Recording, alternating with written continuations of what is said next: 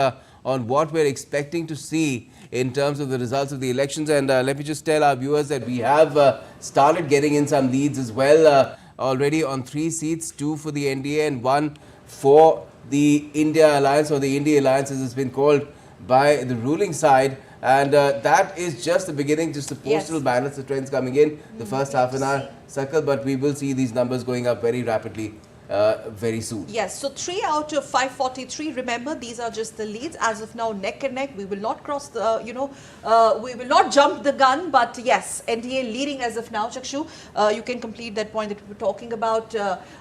2, we don't know. We'll try and we'll get what are these seats on which state they are leading. But yes, you can complete your point on the opposition. Yes, no. What I was mentioning was that in the first half an hour, we'll expect the postal ballots to be counted. This time around, I think there are about 2% of the total voting population, so roughly about 20 million postal votes. Contrary to what the name indicates, postal votes mean a whole number of things. They also include proxy votes. They also include voters who are above the age of 80 who vote from homes, and obviously service voters, which is paramilitary forces. I think it's 85 this time. 85 this time. Incidentally, at one point of time, even people who were infected by COVID could also exercise postal vote. So that was one of the changes that was made in 2019. Now, one of the things that we have to understand about postal votes is that they are from all across and coming into specific constituencies. So the first half an hour, we'll see a lot of numbers coming in, but they will constitute a limited portion of the electorate. So this is moving very fast.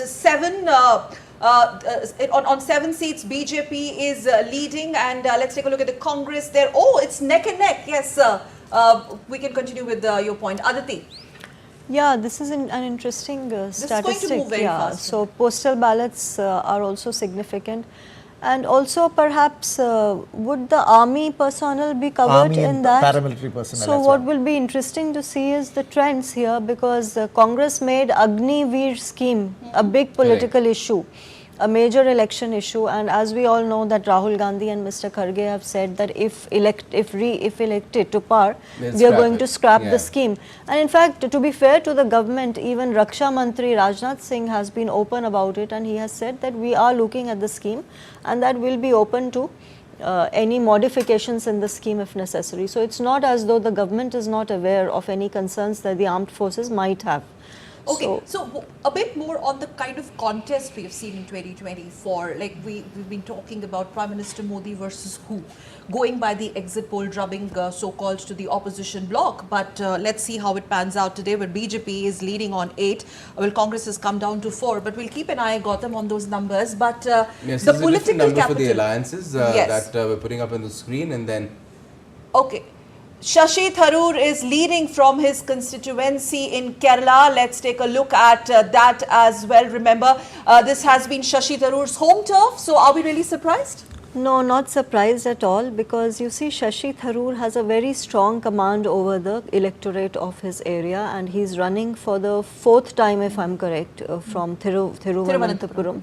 And interesting contest there, Sakal, because Rajiv Chandrasekhar, the Rajya Sabha MP, you see, also Minister, the BJP adopted a very interesting strategy this year by asking all its top guns in the Rajya Sabha to go and test waters in the Lok Sabha electoral race. So you have Rajiv Chandrasekhar contesting from Thiruvananthapuram, you have Piyush Goyal contesting. Do you see this as a stark contrast to what Congress did? I do. Major bigwigs from the Congress party. Even you don't expect Mallikarjun Kharge not contesting this time around. Yeah, I didn't quite understand. Why would they not, and Sonia Gandhi just one rally. I think she made that guest appearance. You can give her the benefit of the fact that she is now ailing. Gautam, we can go through these numbers first and we'll continue to discuss. Yes, let's bring it up.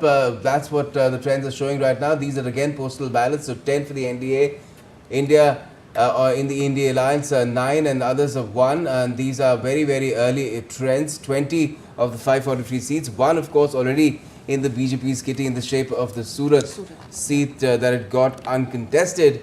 And these numbers, as we've been saying, are prone to changing very rapidly, dramatically. Things could swing as well. So We're all very happy seeing these early trends coming in, but things could change as well very, very quickly as soon as the EVMs start getting counted, which will take another, well, slightly less than 15 What is minutes also now. interesting, Chakshu, if you could just come in here, that even the trends are just going neck and neck as of now, the initial trends on the ballot counting. Chakshu. So we were discussing Dr. Tharoor's seat, and it's interesting. Aditi mentioned that Yes, this is yes. his fourth term. Since 1952, data seems to suggest that 50% of parliamentarians who come to Lok Sabha are first-time parliamentarians. So existing parliamentarians don't have a very good track record. There's a churn in parliament. Because of anti-incumbency building up? Possibly anti-incumbency, possibly parties not fielding their candidates again. And